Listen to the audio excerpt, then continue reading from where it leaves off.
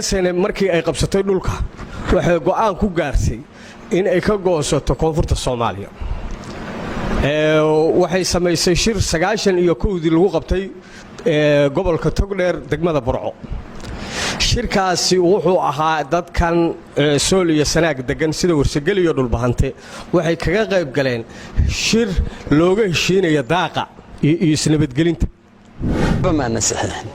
أنا هي صحيح صحيح أنكو أنو لينا كلا جو ولا كلا جوع كل واقد الصومال اللاب أذيقا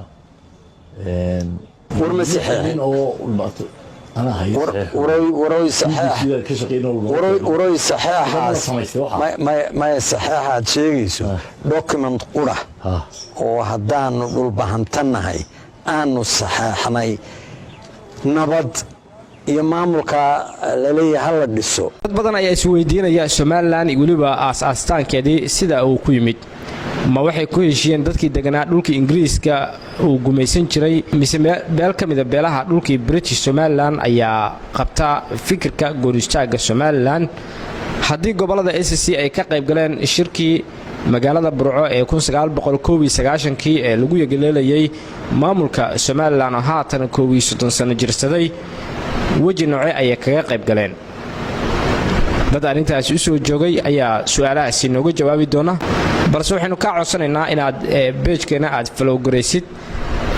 muuqaalkana aad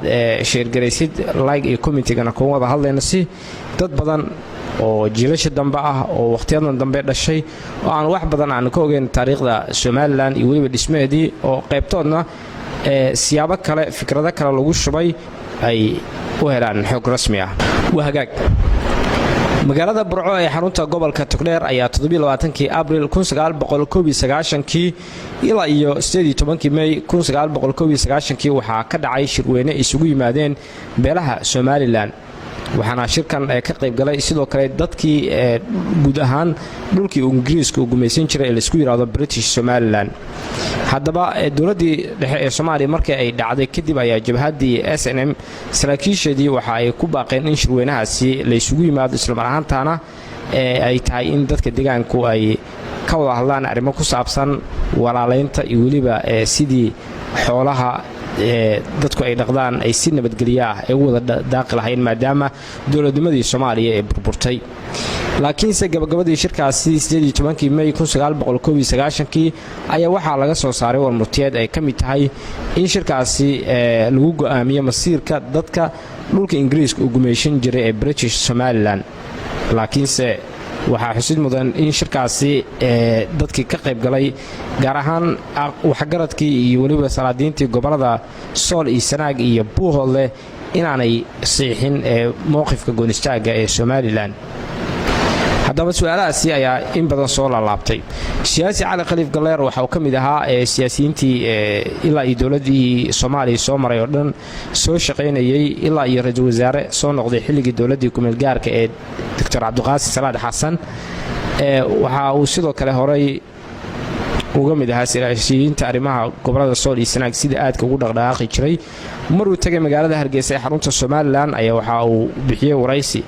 waraysigan waxa uu ku sheegay inaanay jirin wax saxiix ah oo odayaasha matalay dhinaca gobolka Sool ay ku seexeen in Soomaaliya la kala qaybiyo shirkaasna uu ahaa shir waxyaabihii ka soo baxay iyo dadka waxyaabihii loogu yaray aysan iswaafaqsaneen oo in laga hortago ciidamada SNM markaa wixii hub dhulka yeelayna gacanta ku qabtay ciidamadii maxaa siyaad barana meesha ka baxeen arintii inay noqon dagaalkiisa hala sii wado taawiyata anaga markaana keentay meesha waa run waqooyi dhan baa isugu yimi laakiin anigu caleehaan iyo ragayga hore mucaaradku meel laba kuma aanan arag SNM ay leedahay wadanka la kala goynaya shir baa saad ogtahay magaaladan Hargeysa lagu qabtay rag reer Hargeysa oo SNM ta ahaa yaa fikir soo jeediyay war hadday inoo furan tahay inaynu waxaan go'aansano marka anagoo Burco joognaba yaa doodaas SNM dhexdeeda aad iyo aad uga socotay rag badan oo Central Committee ahaa waana ku aanu ardayna wada ahayn xamarna aanu wada joogi jirno wasare iyo civil servant iyo waxwada ahayn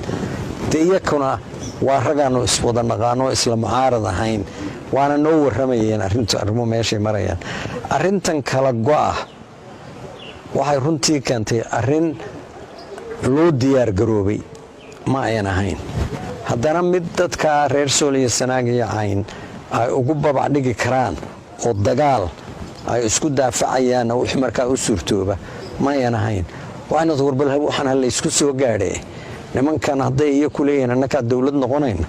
bal dowladdoodaas ha wateen laakiin nin la magac garanayo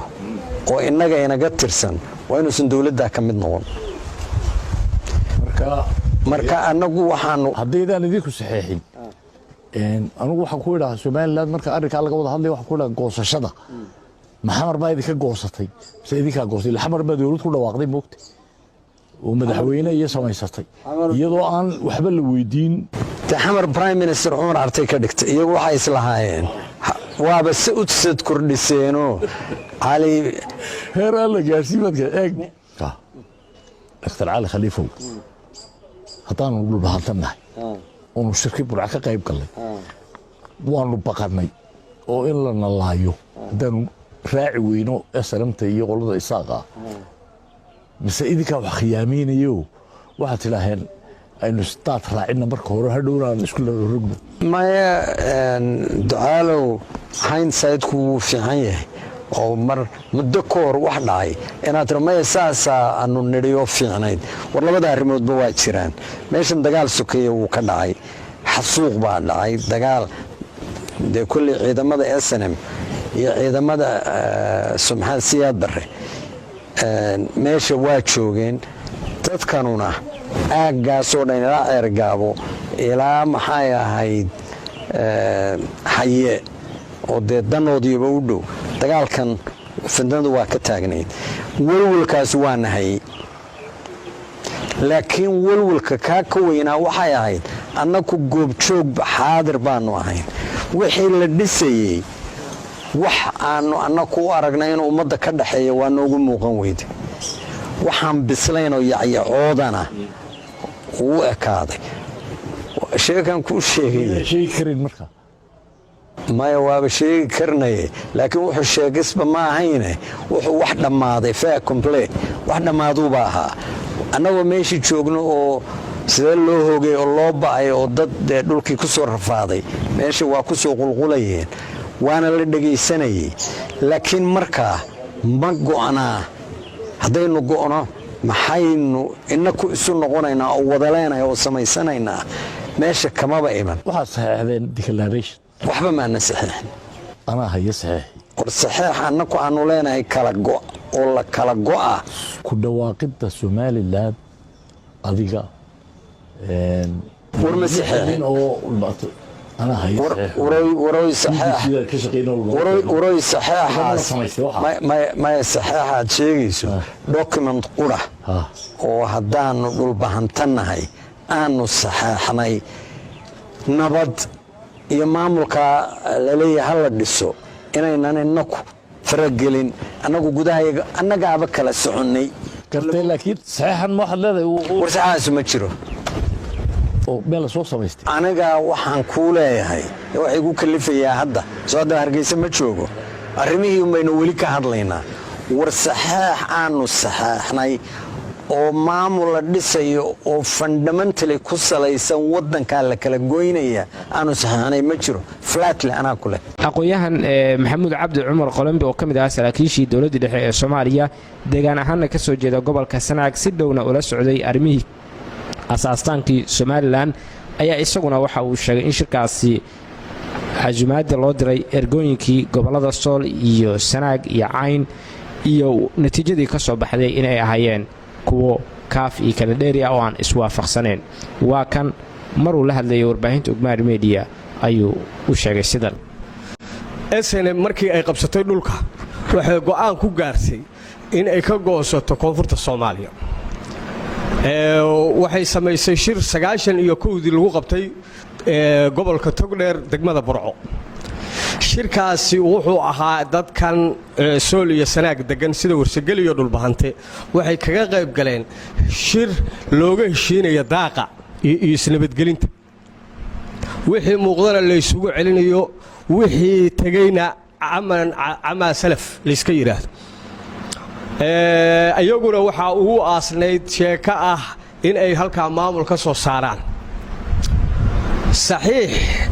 bay sheegeen haddeer oo yidhaahdaan waxaa iyagaa nala qaatay wax saxiixa cid la gashay labada beeloodba ma jirin dhulbaante iyo warsageli heshiis ay la galeen oo ay leeyihiin maamul somalilan baa la yidhaahdaa aynu ku heshiinno ma jirin 2001diina waxaa loo codeeyey dastuurkooda somalilan yaa doonayo yaase diidan labadaa gobolna kuma jirin sool iyo sanaag kuma jirin UN-kuna waa ogyahay barnaamijkaas aynu ku falanqaynaynay somalilan iyo weliba sida asaastaankeedii weliba doorkii ergooyinkii dhismihii somalilan ka qayb galay ee matalaya gobolada sool iyo sanaag waana intaas anigoo maxamuud cabdi ibraahim ayaa idinla socodsiinaya boggeena falowgareeya siina sheergareeya muuqaalka